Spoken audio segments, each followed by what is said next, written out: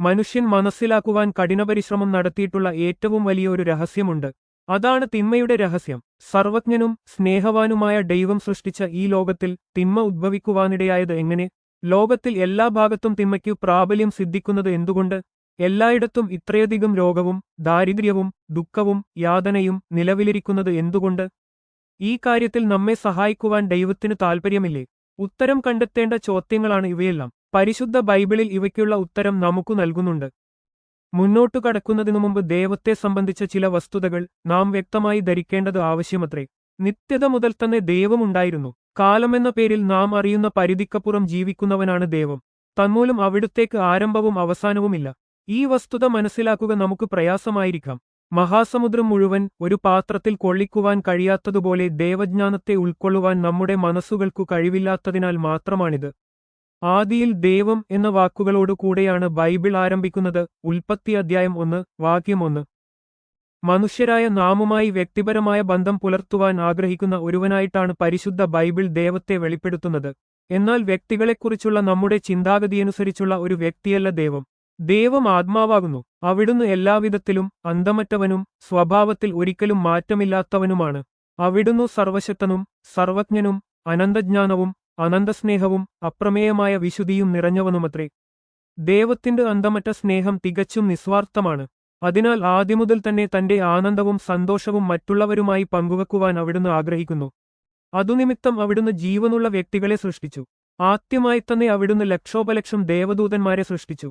അവരുമായി തന്റെ മഹത്വവും സന്തോഷവും പങ്കുവെക്കുവാനാണ് അപ്രകാരം ചെയ്ത്.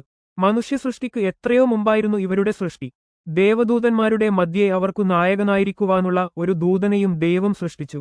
ലൂസിഫർ എന്നായിരുന്നു അവന്റെ പേര്. ആ പേര് ഇപ്പോൾ ഒരു ചീത്തപ്പേരായി ഗണിക്കപ്പെടുന്നുവെങ്കിലും എല്ലാ ദേവദൂതന്മാരിലും ഏറ്റവും തേജസ്വിയും ജ്ഞാനസമ്പൂർണനും സൗന്ദര്യശാലിയുമായ ഒരുവനായിരുന്നു ലൂസിഫർ.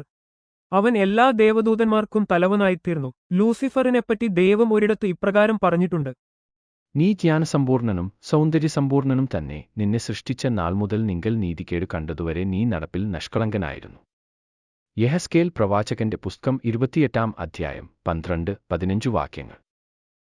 ദൈവം സൃഷ്ടിച്ച നക്ഷത്രങ്ങളിലും വൃക്ഷങ്ങളിലും നിന്നു വ്യത്യസ്തമായി ലൂസിഫറിനും മറ്റു ദേവദൂതന്മാർക്കും സ്വതന്ത്രമായ ഒരു ഇച്ഛാശക്തിയുണ്ടായിരുന്നു. തങ്ങൾ ദൈവത്തെ അനുസരിക്കണമോ അനുസരിക്കാതിരിക്കണമോ എന്നു സ്വയം തീരുമാനിക്കുവാൻ ഇതുമൂലം അവർക്കു കഴിയുമായിരുന്നു.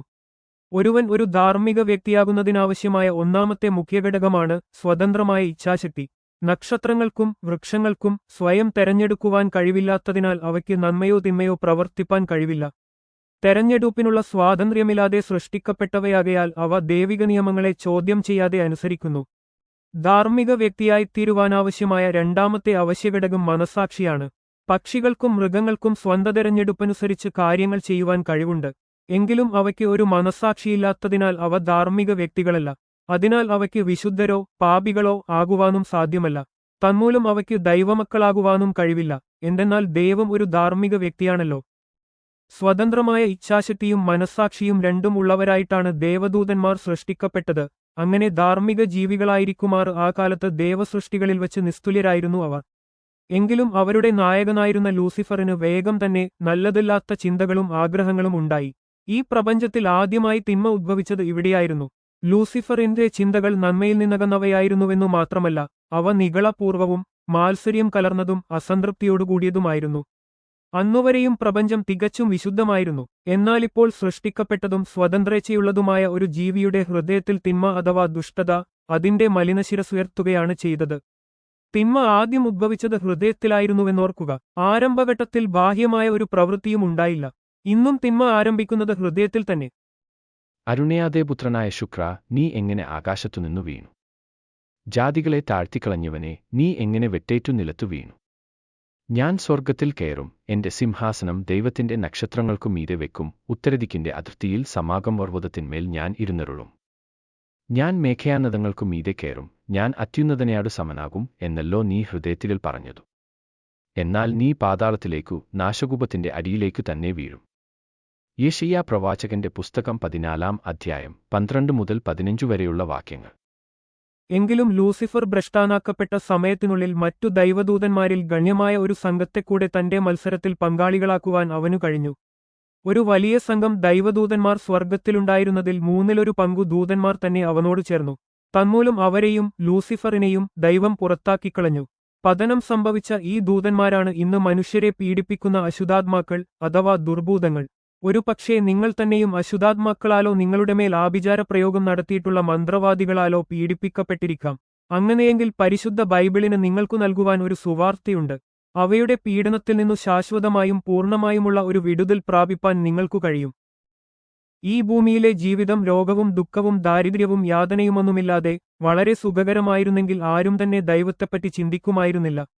അതുകൊണ്ട് തന്നെപ്പറ്റി ചിന്തിക്കുവാനും നമ്മുടെ ഞെരുക്കത്തിൽ നാം തങ്കലേക്കു തിരിയുവാനുമായി ഭൗമിക ജീവിതത്തിലെ ദുഃഖങ്ങളെയും അരക്ഷിതാവസ്ഥകളെയും ദൈവം ഉപയോഗിക്കുന്നു.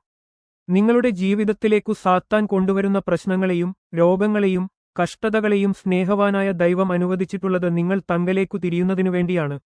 ആ വിധത്തിലാലോചിച്ചാൽ ആ പ്രശ്നങ്ങളും യാതനകളും നിങ്ങളോടുള്ള ദൈവസ്നേഹത്തിന്റെ ഒരു ലക്ഷണമാണ്. കാൻസറോ മറ്റേതെങ്കിലും കഠിനരോഗങ്ങളോ ബാധിച്ച് ആശുപത്രിയിലാകുന്നതുവരെ ദൈവത്തെപ്പറ്റി ചിന്തിക്കുകയേ ചെയ്യാത്ത ആളുകളുണ്ട്. അനന്തരം പെട്ടെന്ന് അവർ ദൈവത്തെപ്പറ്റി ചിന്തിക്കുകയും രക്ഷയ്ക്കുവേണ്ടി ദൈവത്തിങ്കലേക്കു തിരിയുകയും ചെയ്യുന്നു. ആളുകൾ തങ്ങളുടെ പാപം വിട്ട് തങ്കലേക്കു തിരിയുവാൻ വേണ്ടി ദൈവം ഈ ലോകത്തിൽ മാരകരോഗങ്ങളെയും കഠിന ദാരിദ്ര്യത്തെയും വിപത്തുകളെയുമെല്ലാം ഉപയോഗിക്കാറുണ്ട്. അപ്രകാരം അവർ സ്വർഗ്ഗത്തിലുള്ള തങ്ങളുടെ നിത്യഭവനത്തെ കണ്ടെത്തുവാൻ ദൈവം ഇടയാക്കുന്നു. ഇങ്ങനെയാണ് സാത്താന്റെ പിടിയിൽ നിന്നു ജനങ്ങളെ വിടുവിച്ച് നിത്യരക്ഷയിലേക്കു നയിക്കുവാൻ സാത്താൻ വരുത്തുന്ന തിന്മകളെ തന്നെ ദൈവം ഉപയോഗിക്കുന്നത്. ഇപ്രകാരം ദൈവം സാത്താനെ വീണ്ടും വീണ്ടും ഭോഷനാക്കി തീർക്കുന്നു. സാത്താൻ മറ്റുള്ളവർക്കുവേണ്ടി കുഴിക്കുന്ന കുഴിയിൽ ദൈവം അവനെത്തന്നെ വീഴിക്കുന്നു.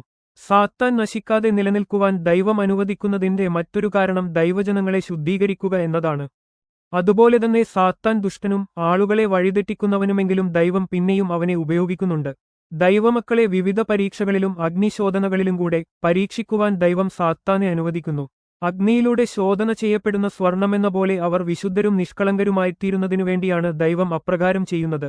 അതിനാൽ ലോകത്തിലുള്ള സമസ്ത തിന്മകളെയും ഒരു നിമിഷത്തിനുള്ളിൽ നീക്കിക്കളയുവാൻ ദൈവത്തിനു കഴിയുമെങ്കിലും അവയിൽ കൂടെ തന്റെ മഹത്വകരമായ ലക്ഷ്യങ്ങൾ സാധിക്കുവാൻ വേണ്ടി ദൈവം അതു ചെയ്യുന്നില്ലെന്ന് നാം മനസ്സിലാക്കുന്നു.